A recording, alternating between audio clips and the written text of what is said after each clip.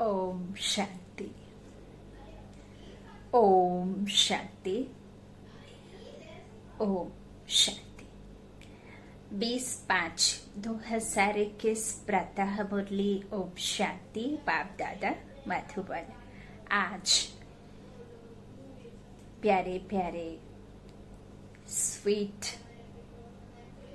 बेहद के बाप सर्व कल्याणकारी, विश्व कल्याणकारी, निराकारी शिव परमात्मा रूहानी पिता ने रूहानी बच्चों से कहा, मीठे बच्चे, इस पुरानी दुनिया व देहधारियों से कभी दिल नहीं लगाना। दिल लगाए तो नसीब फूट जाएगा। आज का प्रश्न है, बाप ने बच्चों को इस नाटक का कौन सा गुहा राज सुनाया है? उत्तर में बाबा ने कहा, बच्चे, अभी यह नाटक खत्म होने वाला है, इसलिए सभी आत्माओं को यहाँ हाजिर होना ही है। सब धर्मों की आत्माएं अभी यहाँ हाजिर होंगी, क्योंकि सर्व का बाप यहाँ हाजिर हुआ है। सबको बाप के आगे सलामी भरने आना ही है। सब धर्म की आत्माएं मनमना भव का मंत्र लेकर जाएंगी। वह कोई मध्याजी भव के मंत्र को धारण कर चक्रवर्ती नहीं बनेंगी। और मध्याजी माना होता ही है जो द्वापर से आते हैं, द्वापर से दुख होता है। अब यह नाटक खत्म होता है तो बाबा कहती है सभी का अंतिम जन्म, सबका वानप्रस्थ अवस्था है, तो जास्ती ये वृक्ष बढ़ना भी है, क्योंकि अब जो सर्वात्माओं का पिता है जब यहाँ हाजिर है तो उसके सामने सबको सलामी देना है। और किसी भी आत्मा का जाना तब तक संभव नहीं है जब तक उसके हिसाब किताब चुकतू ना हो जाए। पवित्र बनने के बाद ही, उसके हिसाब किताब चुकतू होने के बाद ही आत्मा वापस जा सकती है। मुक्ति, जीवन मुक्ति जो बात बाबा ने कहा है, तो बाबा ने कहा है कि वह कोई माध्याजी भव मंत्र को धारण कर चक्रवर्ती नहीं बनेंगी। रावण राज्य को तो रावण के जो भी विकार हैं, पांच विकार हैं, उनको धारण करके तो चक्रवर्ती नहीं बन सकती ना। गीत है, दिल का सहारा टूटना चाहिए। ओम शांति। सब सेंटर्स के बच्चों ने गीत सुना। तुम आज सुन रहे हो और बच्चे 2-4 दिन बाद सुनेंगे। बाबा कह रहे हैं कि जो बच्चे हैं सेंटर्स के, जो बाबा को पहचान पाए, समझ पाए, ज्ञान में चलने वाले, ज्ञान धारण करने वाले, उनको तो यह गीत सुनाई दिया कि दिल का सहारा टूट ना जाए। बाकी सबको 2-4 दिन बाद सुनाई देगा। अगर पुरानी दुनिया, पुराने शरीर से दिल लगाएंगे तो तकदीर फूट जाएगी, क्योंकि यह है ही रावण राज्य। रावण राज्य से दिल लगाएंगे तो दुख ही पाएंगे। बाबा कहते हैं इस तरह से जो है पुराने शरीर से दिल लगाएंगे तो तकदीर फूट जाएगी, क्योंकि यह शरीर इस पुरानी दुनिया का है। पावन तन मिलना है तो फिर मध्या जी का नहीं मंत्र रट सकते हैं ना। तो बाबा कहते हैं कि यह तो पुराना पतित तन है, पुरानी जूती है ना। तो ये तो पवित्रता से तो तन मिला नहीं है, विकारों से तन हुआ है। भले कोई भी आत्मा हो, तो सभी मनुष्यों का तन जो है वो विकारों से हुआ है रावण राज्य में ना। तो इसीलिए बाबा कहते हैं इस तरह से पुरानी दुनिया का यह शरीर है, तो अगर देह अभिमानी बनेंगे तो इतनी तकदीर जो बन रही है वह टूट पड़ेगी। अब बदनसीब से तुम नसीबदार बन रहे हो, इसलिए जितना हो सके एक बाप को याद करो जो बेहद का वर्षा देते हैं। बाप को और वर्षे को याद करो। इस पुरानी दुनिया में बाकी थोड़ा समय है, इसमें तुमको पुरुषार्थ कर सर्वगुण संपन्न जरूर बनना है। बहुत हैं जो पवित्र रहते भी हैं, कई घड़ी घड़ी गिर पड़ते हैं, है ना। माया है ना, वो आती है तो गिर पड़ते हैं, पट गिर पड़ते हैं। बाबा कहते हैं तुम्हें बाप के साथ सर्विस में साथी बनना चाहिए। बहुत बड़ी सर्विस है, इतनी सारी दुनिया को पतित से पावन बनाना है। ऐसे भी नहीं है सब बाप को मदद करेंगे, सब तो नहीं कर सकेंगे। जिन्होंने कल्प पहले मदद की है, ब्राह्मण कुलभूषण बी के बने हैं, वही समझदार बनेंगे। प्रजापिता ब्रह्मा का नाम तो गाया हुआ है, ब्रह्मा के बच्चों को जरूर बी के ही कहेंगे। ब्रह्म कुमार कुमारियां ब्रह्मा के बच्चों को बाबा कहते हैं जस्ट पास्ट होकर गए हैं, और वह जरूर पास्ट होकर गए हैं ना। जो यहाँ है वह बीता हुआ कल है, past so future, future so past. तो बाबा कहते हैं आदि देव, आदि देवी को याद करते हैं, पूर्वज आत्माएं पूर्वजों को याद करते हैं। जो चीज होकर गई है वह फिर से जरूर होनी है, यह जानते हो। सतयुग होकर गया है, उसमें आदि सनातन देवी देवताओं का राज्य था। और एक कहानी भी सुनी होगी, ईश्वर जब प्रसन्न होते हैं बच्चों से पूछते हैं कि क्या चाहिए, पहले सुख या दुख, तो कहा कि पहले सुख चाहिए। तो पहले सुख मिला, बाद में दुख हुआ। तो इस तरह से उसमें आदि सनातन देवी देवता का राज्य था जब सुख था, जो अभी नहीं है। देवी देवताओं जो पवित्र प्रवृत्ति मार्ग वाले राज्य करते थे, वह अभी 84 जन्म के अंत में है। अभी ना पवित्र है और ना वह राजाई है। अभी तो पवित्रता भी नहीं है और राजाई भी नहीं है। हाँ, बाबा कहते हैं कि अभी तो पतित बन गए ना, तमो प्रधान हो गए। बाबा कहते आयरन एज में है ना अभी तो बाबा कहते हैं कि फिर बाप आए हैं पावन बनाने। कहते हैं पतितों से बुद्धि योग नहीं लगाओ, एक बाप को याद करो। तुम जानते हो हम बाप की राय पर चल बाप से वर्षा ले रहे हैं। कैसे वर्षा पाना है वह भी युक्ति बताते हैं। मनुष्य तो अनेक प्रकार की युक्तियां रचते हैं। कोई साइंस घमंडी है, कोई डॉक्टरी घमंडी है। लिखते हैं मनुष्यों की हार्ट खराब हो जाती है तो दूसरी प्लास्टिक की हार्ट बनाकर डाल सकते हैं। पैर खराब हो जाता है तो पैर भी आजकल मिलने लग गया है, दूसरा पैर लगा देते हैं, है ना। सर्जरी कर देते हैं, नाक नक्शा सब फीचर्स भी चेंज कर देते हैं, जैसा चाहिए उस हिसाब से। तन का डॉक्टर जो कहते हैं, साइंस है ना, डॉक्टरी सीखते हैं तो वो घमंडी डॉक्टरी कहते हैं कि हार्ट खराब हुआ तो हम प्लास्टिक की हार्ट बनाकर डाल सकते हैं। तो नेचुरल निकाल आर्टिफिशियल को चलाते रहते हैं। नेचुरल तो निकाल दी, आर्टिफिशियल चला दिया, तो यह भी कितना हुनर है। तो यह हुआ अल्पकाल सुख के लिए। वह तो आपने भल प्लास्टिक की लगवा ली, क्योंकि वो जो आपकी ओरिजिनल थी वो कार्यरत नहीं थी, ठीक रीति कार्य नहीं कर रही थी। तो ये भी बाबा कहते हैं कि एक हुनर है कि प्लास्टिक की लगा करके आपको चलायमान तो बना दिया, लेकिन अल्पकाल का। अब अल्पकाल का कैसे हुआ? जब तक आपकी देह में प्राण है, आत्मा रूपी प्राण है, जब तक तो वो प्लास्टिक का हार्ट कार्यरत है। फिर आपको वापस आत्मा दूसरा तन लेगी, तो फिर नए तरीके से आपको वो करना होगा, है ना। तो नया बच्चा, नया फीचर्स, नया नाम, फेम, सब कुछ चेंज हो जाता है। नए माता पिता, है ना, नई जगह। तो इस तरह से बाबा कहते हैं वो अल्पकाल के लिए हुआ है ना। यहाँ तो बाबा बेहद का दे रहे हैं। बेहद का अर्थात 21 पीढ़ी, आधे कल्प, 2500 वर्ष, त्रेता और सतयुग का राज्य, है ना। तो बाबा कहते हैं इस तरह से आर्टिफिशियल चलाते हैं, लेकिन वह हुआ अल्पकाल सुख के लिए। कल मर जाए तो शरीर ही खत्म हो जाएगा, प्राप्ति तो कुछ होती नहीं, अल्पकाल के लिए मिला। बाबा कहते हैं साइंस द्वारा बहुत कुछ कमाल कर दिखाते हैं, वह भी अल्पकाल के लिए। यह तो बात ही बिल्कुल न्यारी है।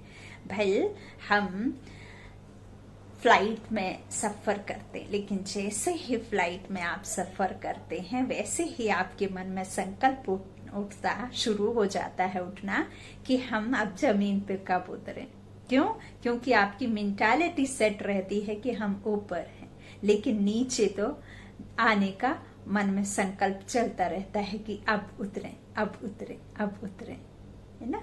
तो इस तरह से भल कितना भी मून पर दुनिया जहान बसा ले, घर बना ले, लेकिन जो आत्म शांति आपको मिलती है वो आत्म शांति तो साइंस के द्वारा नहीं मिलती है, और ना ही वो आत्मा की नॉलेज साइंस दे पाई, और ना ही सुख शांति प्रेम आनंद जो चाहिए होता है वह मिल पाया, कितना भी हुनर हो, है ना। तो बाबा कहते हैं इस तरह से कमाल कर दिखाते हैं, लेकिन अल्पकाल के लिए दिखाते हैं ना।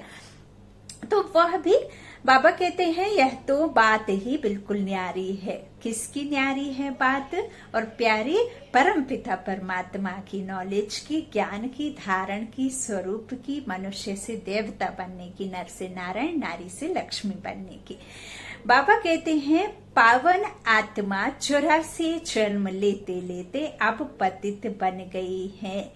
उस पतित आत्मा को फिर से पावन बनाना सो सिवाय बाप के और कोई कर ना सके। एक का ही गायन है, सर्व का पतित पावन, सर्व का सदगति दाता, सर्व पर दया दृष्टि रखने वाला सर्वोदया लीडर है। मनुष्य अपने को सर्वोदय लीडर कहलाते हैं। अब सर्व माना उसमें सभी आ जाते हैं। सर्व पर दया करने वाला तो एक ही बाप गाया जाता है, जिसको रहमदिल बिल्सफुल कहते हैं। बाकी मनुष्य सर्व पर क्या दया कर सकेंगे? अपने पर ही नहीं कर सकते तो औरों पर क्या दया करेंगे? यह दया करते हैं अल्पकाल की। नाम कितने बड़े बड़े रख दिए हैं। अब बाप कहते हैं तुमको कितनी सहज युक्ति बताता हूँ। एवर हेल्दी एवर वेल्दी बनने की युक्ति बिल्कुल सिंपल है। 150 वर्ष की आयु, गोल्डन एज, कोई भी दुख नहीं, अशांति नहीं, कोई भी अकाले मृत्यु, भूख से मृत्यु, कोई रोग से मृत्यु, यह पक्का सच्चा बाप हमें ऐसा राज्य दिलाते हैं। राज्य करने, वह भी खुद नहीं, बच्चों को सिर्फ। तो बाबा कहते हैं युक्ति बिल्कुल सिंपल है, सिर्फ मुझे याद करो, क्योंकि तुम मुझे ही भूल गए हो। सतयुग में तो तुम सुखी रहते हो, इसलिए मुझे याद करते ही नहीं हो। तुम्हारे 84 जन्मों की हिस्ट्री, ज्योग्राफी तुमको सुनाई है। तुम ऐसे राज्य करते थे, सदा सुखी थे, फिर दिन प्रतिदिन उतरते उतरते तमो प्रधान, दुखी, पतित बन गए हो। अभी बाप से तुम बच्चों को कल्प पहले मुआफिक बरसा दे रहे हैं। जो बाबा कहते हैं कल्प कल्प आकर वर्षा लेते हैं, श्रीमत पर चलते हैं। श्रीमत है ही बाप दादा की मत, जिनके तन में बाप आते हैं और जो बाप है, तो बाप दादा की मत इकट्ठे है ना, तो उनके सिवाय श्रीमत कहाँ से मिले? बाप कहते हैं तुम विचार करो, यह हुनर कोई में है नहीं। किसको विश्व का मालिक बनाना, उसकी युक्ति बाप ही बताते हैं। कहते हैं इसके सिवाय और कोई उपाय नहीं है। पतित पावन बाप ही नॉलेज देते हैं उच्च पद पाने के लिए। ऐसे नहीं सिर्फ सृष्टि चक्र जानने से तुम पवित्र बन जाएंगे, नहीं। बाप कहते हैं मुझे याद करो, इस योग अग्नि से तुम्हारे पापों का घड़ा जो भरा हुआ है वह खत्म हो जाएगा। बाप कहते हैं तुम ही 84 जन्म लेते लेते बहुत पतित बने हो। आजकल तो फिर खुद को शिवो अहम तत्वम कह देते हैं, या फिर कहते तुम परमात्मा के रूप हो, जबकि परमात्मा एक ही है और कोई हो ना सके। भगवान एक निराकार शिव परमात्मा, उच्चते उच्च ज्ञान, उच्चते उच्च शांति धाम का रहने वाला। बाबा कहते हैं तुम परमात्मा के रूप हो ऐसा कह देते, आत्मा सो परमात्मा कह देते। अब बाप आए हैं, तुम जानते हो शिव बाबा की याद दिलानी पड़े। सर्व का सदगति दाता एक परम पिता परमात्मा ही है।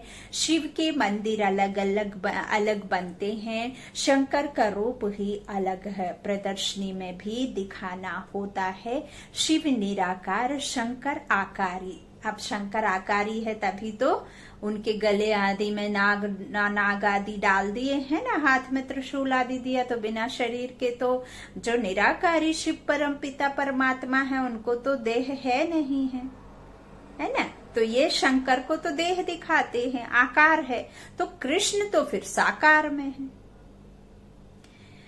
बाबा कहते साथ में राधे दिखाना ठीक है, तो सिद्ध हो कि यही फिर लक्ष्मी नारायण बनते हैं। वो तो साकार में है ना कृष्ण। तो बाबा कहते साकारी, आकारी और निराकारी, तीन। तो जो बाबा कहते हैं कि कृष्ण तो फिर साकार में है ना, तो साथ में जो है राधा दिखाना ठीक है, तो सिद्ध हो कि यही फिर लक्ष्मी नारायण बनते हैं।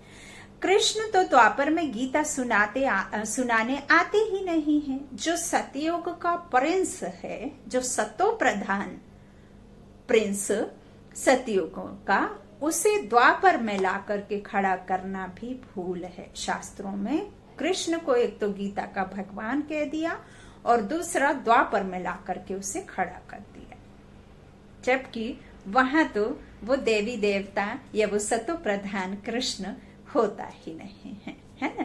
तो इस तरह से बाबा कहते हैं उस बच्चे का नाम भगवान, जो गीता का भगवान कह दिया, हाँ, जबकि निराकारी शिव परमात्मा गीता के भगवान। यही बहुत बड़ी भूल कि कृष्ण का नाम डाल दिया, वह भी द्वापर में गीता सुनाने आते हैं। ऐसा गीता तो सुनाने द्वापर में आते ही नहीं।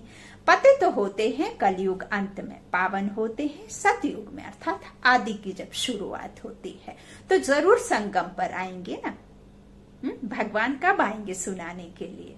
ना तो द्वापर में जरूरत है आने की और ना ही सतयुग में आने की जरूरत है। तो वो आते ही हैं जब कलयुग का अंत होता है, तो पावन होते हैं सतयुग में ना। तो बाबा कहते तो जरूर संगम पर ही आएंगे।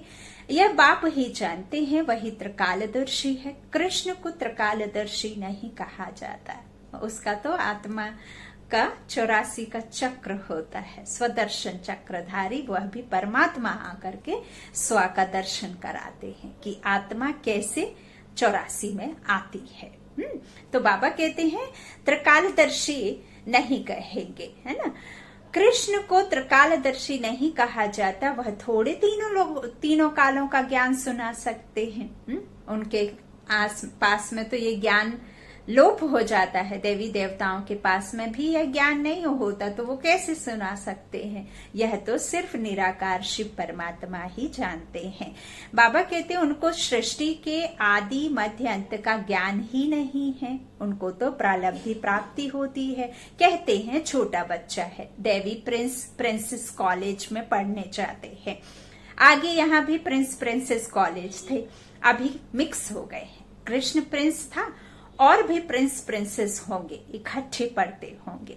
वहां तो है ही वॉइसलेस दुनिया। एक शिव बाबा ही सर्व का सदगति दाता है। मनुष्य सर्व के सदगति दाता हो नहीं सकते, बाप ही आकर सर्व को मुक्ति जीवन मुक्ति देते हैं। यह भी समझाया जाता है। देवताओं के राज्य में और कोई धर्म नहीं था, वह तो आए ही हैं आधा में आए हैं। बाबा कहते हैं तो समय जो तो सतयुग में हो कैसे सकते हैं? वह है ही हठ योगी निवृत्ति मार्ग के। वह राजयोग तो समझ नहीं सकते, यह राजयोग है प्रवृत्ति मार्ग वालों के लिए। भारत पवित्र प्रवृत्ति मार्ग में था, अब कलयुग में पतित प्रवृत्ति मार्ग वाले हो गए हैं। भगवान वाच मामे कम याद करो। पुरानी दुनिया अथवा देह के संबंधों से दिल लगाएंगे तो तकदीर फूट जाएगी। बहुतों की तकदीर फूट जाती है। कोई अकर्तव्य किया होगा तो पिछाड़ी में वह सब सामने आ जाएगा, साक्षात्कार होगा। कई बच्चे छिपाते बहुत हैं। इस जन्म में किए हुए पाप कर्म बाप को सुनाने से आधा सजा छूट जाएगी। आप सुना देंगे तो आधा सजा छूट जाएगी। और कहते भी हैं कि डॉक्टर, वकील और पंडित, इन तीनों से कोई भी, जो गुरु से कोई भी ऐसी बात नहीं छुपानी चाहिए। तो यह तो गुरु, परम शिक्षक, सतगुरु, टीचर, बाप, माता पिता, गुरु, सखा, बंधु सखा सब है, तो इनसे तो बिल्कुल भी नहीं छुपाना। बाबा कहते हैं आज तो सजा से छूट जाएंगी, परंतु लज्जा के मारे सुनाते नहीं। कोई अपने माता पिता, सखा, बंधु से कोई बात छुपाने जैसी होती है? नहीं होती, नहीं छुपाना चाहिए। बाबा कहते हैं लज्जा के मारे सुनाते नहीं हैं, गंदे काम तो बहुत करते हैं। बुद्धि में याद तो रहता है ना कि व्हाट इज द रॉन्ग और व्हाट इज द राइट। आत्मा तो आपको धिक्कारती है ना गलत काम करने से। आत्म संतुष्टि तो तभी मिलती है जब आप कोई गलत काम नहीं करते। बुद्धि रूपी दर्पण तो है, बाबा कहते हैं चेक करके चेंज करने के लिए आप बाप को सही बात बोलो, लज्जा की बात नहीं। बाबा कहते हैं बुद्धि में तो याद रहता है ना, बताने से छूट जाएंगे। यह अविनाशी सर्जन है। बीमारी लज्जा के कारण सर्जन को नहीं बताएंगे तो छूटेगी कैसे? बाबा कहते कोई भी विकर्म किए हैं तो बताने से आधा माफ हो जाएगा, ना बताने से वह वृद्धि होती जाएगी, है ना। एक बार झूठ बोलो तो 100 झूठ बोलने पड़ते हैं। तो कोई भी गलती छुपाने के लिए फिर वो गलती और जास्ती बढ़ती। देखिए गलतियां होती हैं, लेकिन उससे कुछ सीख मिले तो बहुत अच्छी बात है। गलतियां होनी चाहिए, लेकिन सीख के लिए होनी चाहिए। गलतियां बार बार रिपीट करना और गलती से कोई सबक ना लेना, वो बहुत बड़ा पाप है। तो गलतियां होती हैं, लेकिन उससे कुछ सीख मिलती है, तो सीख लेनी चाहिए। बाबा कहते हैं इस तरह से जास्ती फंसते जाते हैं, बताते नहीं हैं तो और वृद्धि होती जाएगी, फिर तकदीर खत्म हो, बदकिस्मती आ जाएगी। बाप कहते हैं देह से भी संबंध ना रखो, हमेशा माँ में कम याद करते रहो, फिर कोई गंदा काम नहीं होगा। यह धर्मराज भी है जो बाप के साथ साथ चलता है, उनसे भी छिपाते रहेंगे तो फिर तुम्हारे जैसी सजा कोई को नहीं मिलेगी। जितना समय नजदीक होगा सबको साक्षात्कार होता जाएगा। अभी सबकी कयामत का समय है, सब पतित हैं, पापों का दंड जरूर मिलता है। किसी न किसी रूप में आपको पाप के दंड मिलने ही हैं, उससे चुकतू करना है और उससे बाहर आना है। तो बाप को सब कुछ बताते जाओ तो बाप आपको युक्ति बताते जाएंगे और फिर वो उस युक्ति से आप चलेंगे तो आप छूटते जाएंगे। बाबा कहते हैं पापों का दंड जरूर मिलता है। जैसे 1 सेकंड में जीवन मुक्ति मिलती है, सेकंड में आत्मा चली जाती है, वैसे 1 सेकंड में सजाओं की भासना ऐसे आती है जैसे बहुत समय से सजाएं खाता ही रहता हूँ। यह बड़ी सूक्ष्म मशीनरी है। सबकी कयामत का समय है, सजा भोगनी तो जरूर है जरूर। फिर सब आत्माएं पवित्र होकर जाती हैं। बाप ही आकर पतित आत्माओं को पावन बनाते हैं। बाप के सिवाय और कोई की ताकत नहीं है जो आत्मा को पावन बना सके। 63 जन्म पाप करते करते अभी तुम्हारे पापों का घड़ा आकर भरा है। माया का ग्रहण सबको लगा हुआ है। माया का ग्रहण सबको लगा हुआ है। फिर हमने समझ लिया कि चांद सूरज को ग्रहण, तो वो तो लाइव नहीं है ना, उनमें तो जीव नहीं है, आत्मा नहीं है, तो उनको ग्रहण तो यूं तो फिर पूरी दुनिया ही तमो प्रधान है, प्रकृति भी दुख देने वाली है। तो इस तरह से आत्मा को ग्रहण लगता है, वह भी विकारी रूप, विकारों का, माया का ग्रहण। तो दे दान छूटे ग्रहण, अर्थात विकारों का दान दो, तो यह आत्मा का जो ग्रहण लगा हुआ है। जो आत्मा दुखी हुई है तो वो सुखी बन जाएगी। ग्रहण तभी छूटेगा जब आप विकारों का दान देंगे। बाबा कहते हैं सर्वगुण संपन्न तुम थे, फिर ग्रहण तुम पर लगा है, ज्ञान भी अभी तुम बच्चों को मिला है। बाप बताते हैं तुम भारत के मालिक थे, फिर 84 जन्म तुमने भोगे हैं। कैसा सीधा बताते हैं कि तुम बरोबर देवी देवता धर्म वाले थे। फिर पतित होने के कारण हिंदू कहला दिया है। हिंदू धर्म तो कोई ने स्थापन किया ही नहीं। मठ पंथ को डिनाइस्टी नहीं कहेंगे, डिनाइस्टी राजाओं की होती है। Lakshmi Narayan the first, second, third ऐसे राजाई चलती है। यह भी जरूर है, पावन से पतित बनना ही है। बाबा कहते हैं पतित होने के कारण देवी देवता कहला नहीं सकते हैं। तुम समझते हो हम पूज्य आदि सनातन देवी देवता धर्म के थे, अपने धर्म के चित्रों को ही पूजते हैं। पूर्वज आत्माएं अब है नहीं, जड़ चित्रों को पूजते हैं। जब प्यूरिटी पवित्र थे तो चैतन्य शक्ति आत्मा पूज्य स्वरूप थी, फिर उसके चित्रों की पूजा करने लगे, क्योंकि उसमें वैसी भासना होती है तो हम पूर्वज की जड़ चित्रों की पूजा करने लगे। हम आत्माएं ही पूज्य से पुजारी बनते हैं ना। तो बाबा कहते हैं उसमें चैतन्य आत्मा शक्ति, आप मंदिर जाते हैं तो उसमें चैतन्य आत्मा तो नहीं है ना, सिर्फ चित्र हैं, जड़ चित्र हैं, मूर्ति है ना, उनको पूजते हैं। क्योंकि अब वो वैसे हैं नहीं है, इसीलिए वो पूज्य नहीं बचे। बाबा कहते हैं देवी देवता कहला नहीं सकते, अपने धर्म के चित्रों को ही पूजते हैं। सिर्फ यह भूल गए हैं कि हम ही पूज्य देवी देवता थे, अब पुजारी बने हैं। तो अभी तुम समझते हो बाप ने वर्षा दिया था, फिर पतित बने हैं तो अपने ही चित्रों को बैठ पूजा की जाती है ना। आपे ही पूज्य, आपे ही पुजारी, यह सिवाय भारत के और कोई को नहीं कहेंगे। बाबा भी भारत में आकर ज्ञान देते हैं, फिर सो देवता बनाने के लिए। बाकी सब हिसाब किताब चुकतू कर वापस चले जाएंगे। आत्माएं सब बाप को पुकारती रहती हैं, ओ गॉड फादर, यह भी समझने की बात है। इस समय तुमको 3 बाप हैं, एक शिव बाबा, दूसरा लौकिक शरीर का पिता शरीर रूपी पिता, और यह अलौकिक बाप प्रजापिता ब्रह्मा, सबका अलौकिक बाप। बाकी सबको 2 बाप हैं, लौकिक और पारलौकिक।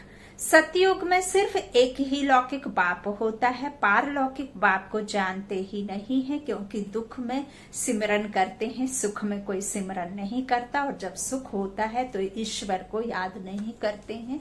हम ही पूज्य बन जाते हैं, हम ही पूज्य देवी देवता बन जाते हैं। जब हम पुजारी बनते हैं तब हम फिर भगवान की याद में आना शुरू होते हैं। जब हम दुखी होते हैं तो दुख में सिमरन करते हैं। बाबा कहते हैं कि वहां सतयुग में एक ही बाप होता है, वहां कोई पारलौकिक बाप अर्थात भगवान को कोई नहीं जानता है। वहां तो है ही सुख, फिर पारलौकिक बाप को याद क्यों करें। वहां कोई नहीं बुलाता है कि आओ और सोने के महलों में बैठो और सोने चांदी की थाली में बैठ करके भोजन करो, कोई भी नहीं बुलाता है ना, क्योंकि वहां अप्राप्ति कोई होती नहीं, कोई दुख होता नहीं। बाबा कहते हैं वहां तो है ही सुख, फिर पारलौकिक बाप को याद क्यों करें, दुख में सिमरन सब करते हैं। यहाँ फिर तुमको 3 बाप हो जाते हैं। एक बार की बात है, एक बहन ने बाबा से कहा, बाबा हम आपके बिना नहीं रहेंगे, आप तो सतयुग में भी हमारे साथ ही रहना। तो बाबा ने मुस्कुराहट के साथ कहा, क्या बहन। तो चिट्ठी में लिखा था बहन ने कि आप हमारे इस बात का जवाब देना कि आप हमारे साथ वहां रहेंगे कि नहीं। तो बाबा ने कहा कि सतयुग में तो कोई याद नहीं करेगा तो मैं आऊंगा कैसे, वहां तो सुख ही सुख है, तो वहां तो याद करने की बात ही नहीं है ना। याद करो तो आए, तो याद तो करेगा ही नहीं कोई, है ना। तो ऐसे बात है। बाबा कहते हैं दुख में सिमरन सब करते हैं, यहाँ फिर तुमको 3 बाप हो जाते हैं, यह भी समझने की बात है बुद्धि से। वहां आत्माभिमानी रहते हैं और आत्मा समझ अपना कर्म अकर्म बनता है, जो भी कर्म करते हैं वो अकर्म बनता है, इसीलिए फिर सजा नहीं होती है। जब हमारा कर्म विकर्म द्वापर से बनता है तो फिर हमें सजाएं खानी पड़ती है, नीचे उतरते आते हैं, भक्ति शुरू हो जाती है। रात में ही विकार शुरू होते हैं, तो जब रात्रि अर्थात द्वापर शुरू होता है, विकारों में जाते हैं, विकारों से पैदा भी होना होता है ना। तो वह होता ही है रात में। सुख अर्थात दिन, जब यह विकारों की कोई बात ही नहीं होती। बाबा कहते हैं इस तरह से वहां आत्म अभिमानी रहते हैं, फिर देह अभिमान में आ जाते हैं। यहाँ तुम आत्म अभिमानी भी हो तो परमात्मा अभिमानी भी हो। शुद्ध अभिमान है कि हम बाप के सब बच्चे हैं। घमंड करो, लेकिन परमात्मा हमारा पिता है इस बात का घमंड करो। हमें भगवान ईश्वर पढ़ाते हैं इस बात का गुमान करो। मैं आत्मा हूँ, इस शरीर के द्वारा कार्य करती, कर्मेंद्रियों के द्वारा आत्मा कार्य कराती है। आत्मा का घमंड होना, ईश्वर के ज्ञान का घमंड होना, मैं निमित्त हूँ, ईश्वर के महावाक्य है, इस बात का घमंड होना। हम रूहानी बच्चे, रूहानी पिता की संतान हैं, इस बात का घमंड। बाबा कहते हैं शुद्ध अभिमान है कि हम बाप के सब बच्चे हैं, उनसे वर्षा ले रहे हैं। वह बाप शिक्षक सतगुरु है, यह उनकी महिमा भी समझानी पड़े। वही आकर सब बच्चों को वर्षा देते हैं। सतयुग में तुमको था, फिर 84 जन्म ले गंवाया है। अब यह समझाना कितना सहज है। बाप को कहा जाता है पतित पावन, सर्व का सदगति दाता। यह दुनिया ही पतितों की है, कोई सदगति दे कैसे सकते। बाकी कोई बहुत शास्त्र पढ़े हुए हैं तो अंतमति सोगति हो जाती है, फिर छोटेपन में ही कंठ हो जाते हैं। तो बाप तुम बच्चों को कितनी अच्छी मीठी मीठी बातें सुनाते हैं। बच्चे तुम तमो प्रधान बन गए हो, अब फिर बाप को याद करो तो खाद निकलेगी। जंक में जो विकारी रूपी खाद पड़ी है वो निकलेगी। आत्मा कैसी होगी? स्वच्छ शुद्ध बनेगी। हाँ, तो अब फिर बाप को याद करो तो खाद निकलेगी। अभी नाटक पूरा होता है, सबको हाजिर होना है। क्राइस्ट आदि सबकी आत्मा हाजिर है। बाबा कहते वह भी बाप के पास सलामी भरने आएंगे। चक्रवर्ती राजा तो बनना नहीं है, सिर्फ बाप को याद करेंगे, मन मना भव का मंत्र ले जाएंगे। तुम्हारा है मन मना भव और मध्याजी भव का डबल मंत्र। बाप कितनी अच्छी युक्ति बताते हैं। अच्छा, बाप दादा का याद प्यार ले लीजिए। मीठे मीठे सीखी लिधे बच्चों प्रति माता पिता बाप दादा का याद प्यार और गुड मॉर्निंग। रूहानी बाप की रूहानी बच्चों को नमस्ते। हम रूहानी बच्चों की रूहानी माता पिता बाप दादा को याद प्यार और गुड मॉर्निंग। शुक्रिया बाबा, मीठे बाबा, प्यारे बाबा, सबका साथी सबका सहारा। मेरा तो शिव बाबा एक, दूसरा ना कोई। मेरे सर्व संबंध एक बेहद के बाप से और किसी से नहीं। धारणा के लिए मुख्य सार पहला बाबा ने कहा, इस पुरानी दुनिया में रहते पुरुषार्थ कर सर्व गुण संपन्न जरूर बनना है। इस पुराने शरीर व पुरानी दुनिया से दिल नहीं लगानी है, नसीबदार बनना है। दूसरा बाबा ने बच्चों से कहा, आत्म अभिमानी और परमात्मा अभिमानी रहना है। इस कयामत के समय में बाप से कुछ भी छिपाना नहीं है। अविनाशी सर्जन से राय लेना है और वह रूहानी डॉक्टर है, तो रूहानी ज्ञान इंजेक्शन दे करके आत्माओं की पूरी जो विकार हैं वो खत्म होते हैं, तो उसकी याद में रहना है। आज का वरदान बाबा ने कहा, सदा ज्ञान सूर्य के सम्मुख रहने वाले, अंतर्मुखी स्वमान धारी भाव। जैसे सूर्य के सामने देखने से सूर्य की किरणें अवश्य मिलती हैं, उससे कोई मांगता नहीं है कि मुझे रोशनी दो, मुझे रोशनी दो। बाबा कहते हैं ऐसे जो बच्चे ज्ञान सूर्य बाप के सदा सम्मुख रहते हैं, वो ज्ञान सूर्य के सर्व गुणों की किरणें स्वयं में अनुभव करते हैं। उनकी सूरत पर अंतर्मुखता की झलक और संगम युग के व भविष्य के सर्व स्वमान की फलक दिखाई देती है। इसके लिए सदा स्मृति में रहे।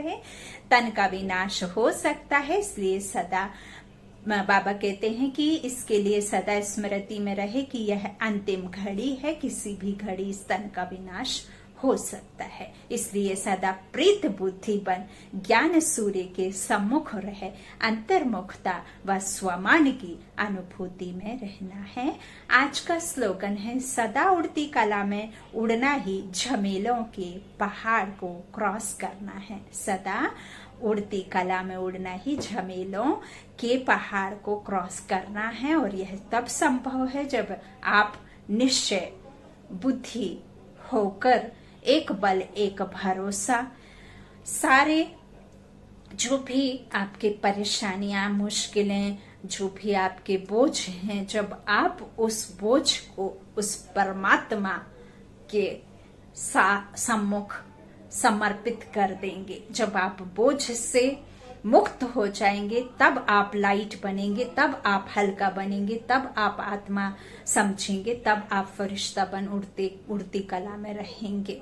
अदरवाइज आपके सर पर यदि बोझ का टोकरा रखा रहेगा, कोई मुश्किल, कोई परेशानी, कोई व्यर्थ संकल्पों के उसमें आप बोझ में दबे रहेंगे, तो टोकरी लेकर कोई उड़ नहीं सकता। बोझ की टोकरी आपको उस परमात्मा को समर्पित करना है, क्योंकि वो बेहद का बाप है। और आप जैसे लौकिक पिता के होते हुए कोई बच्चे अपने आप को एकदम निश्चिंत निस्फिकर महसूस करते हैं, ऐसे ही अनुभव आपको पूरा बोझ उसे समर्पित करके आपको बोझ मुक्त बन, तभी आप उड़ती कला में रह सकते हैं। तो फिर झमेलों के पहाड़ को क्रॉस करना आसान हो जाता है। पंछी उड़ता है तो उसे पहाड़ नहीं लगता, वो अपनी उड़ान को ऊंची कर देता है और वो पहाड़ को क्रॉस कर लेता है। ओम शांति, ओम शांति।